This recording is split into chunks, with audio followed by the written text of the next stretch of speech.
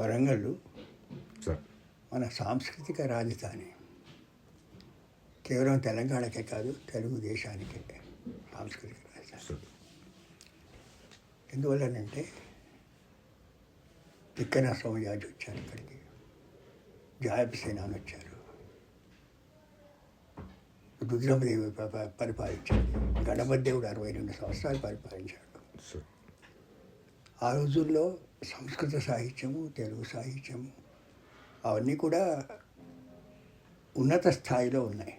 Sir Rajamahendravaram నన్నేకు స్థానం కావచ్చు, తిక్కనకు నెల్లూరు స్థానం కావచ్చు, సార్ కానీ ఓరుగల్లు మాత్రం తెలుగు సాహిత్యానికి, సంస్కృతికి, భావనకి, సార్ తెలుగు వాళ్ళ యొక్క ఐడెంటిటీకి సార్ మూలస్థానం.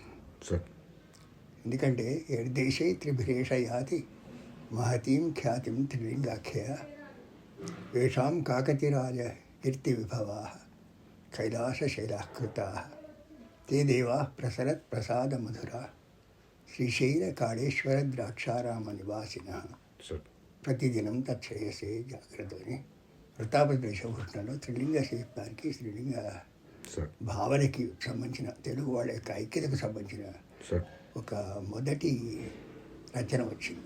సార్ తర్వాత తిక్కన గారు ఇక్కడ వచ్చి భారతం వినిపించారంటున్నాం. సార్ కేతన ఇక్కడ రాసి, కేతన ఆంధ్ర భాష పట్టణాల్లో ఓరుగల్ యొక్క అంటే దేశంలో ప్రధానమైన నగరాల్లో ఓరుగల్ ఒకటిగా సార్ చెప్తాడు.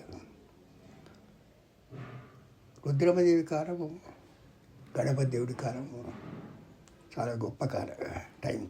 సార్ కాకతీయ రాజుల కాలంలో కూడా సార్ వీళ్ళిద్దరి కాలం చాలా గొప్పది. Sir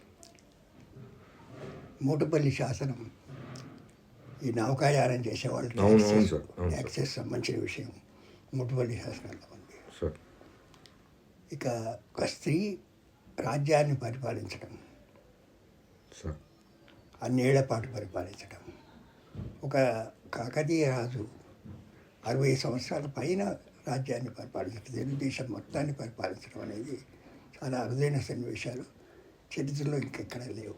sir